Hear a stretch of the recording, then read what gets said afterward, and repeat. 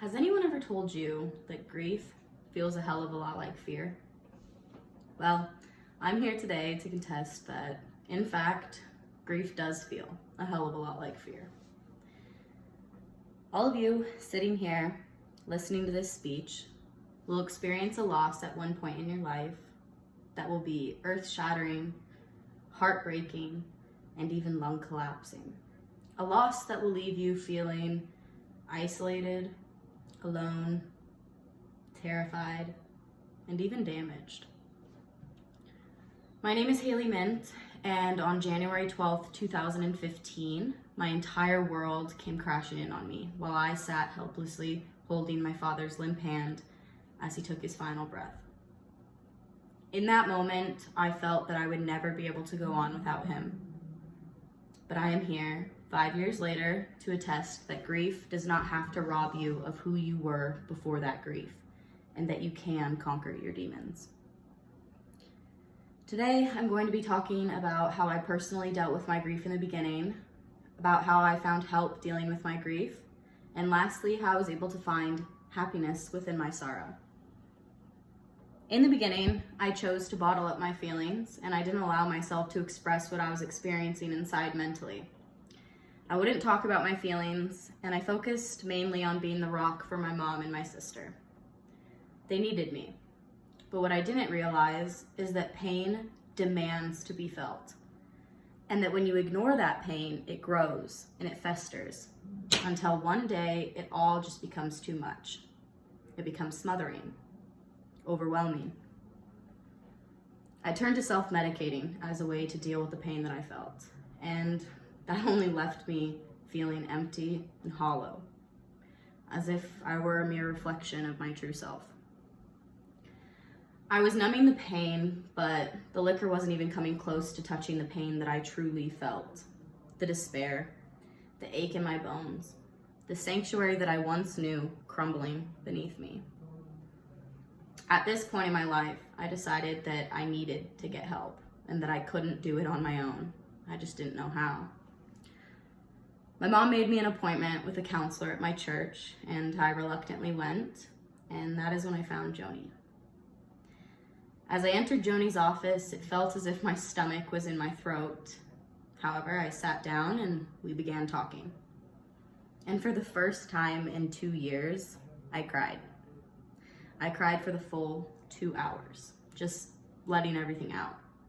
And to be honest, it felt really, really good. I visited her frequently for the next few weeks until one day when she told me something that completely changed the way I had been viewing my grief. It was about 2 weeks after my 16th birthday when I lost my dad, and Joni told me that before the age of 17 or 18, that the human mind does not physically know how to comprehend a death or a loss of that magnitude, and that as a form of protection, your body will actually hide or shield certain emotions and feelings until you're ready to deal with them. My 16-year-old body was protecting me because it knew that I wouldn't have been able to comprehend the magnitude of the situation that I was in.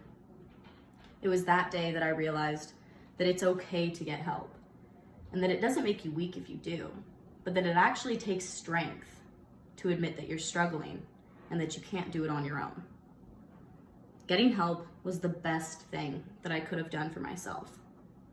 I finally understood that strength wasn't hiding behind a brave face, but that strength was enduring and adapting to a new way of life and making the most of it.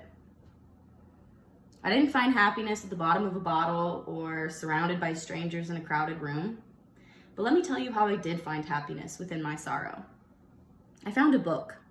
And no, it didn't just take reading one book. I read many books before I found the one that I felt truly paved my way back to finding the true happiness that I had once felt.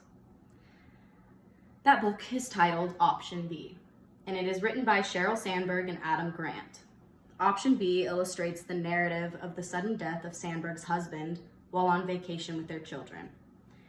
And instead of a book telling you the right way to grieve, she just talked about how she did. Sandberg talks about allowing yourself to feel every emotion in that moment and to not push them away. And this is something that I had really struggled with. I was so used to being the loudest person in the room, the happiest, and I didn't want to lose who I was before I lost him. Sandberg said in her chapter titled Breathing Again, "When I stopped fighting those moments, they passed more quickly." And I found this to be true for myself. And again in her chapter titled To Love and Laugh Again, she says, "Death ends a life, but it does not end a relationship." If you've made it this far, you've heard how I dealt with my grief in the beginning, about how I got help dealing with my grief, and also how I was able to find happiness within my sorrow. My hope in sharing this message isn't for sympathy, but to provide guidance and hope for anyone that feels that their pain and their grief will never end. Anytime that I feel upset that I can't share something with my dad or tell him something that I accomplished, anytime that I miss him or that I just want to say hi, I write to him. And at first it was difficult, and I even felt silly writing to somebody that I knew would never respond, but I kept at it. And now I journal as an outlet, as a way to keep our relationship alive.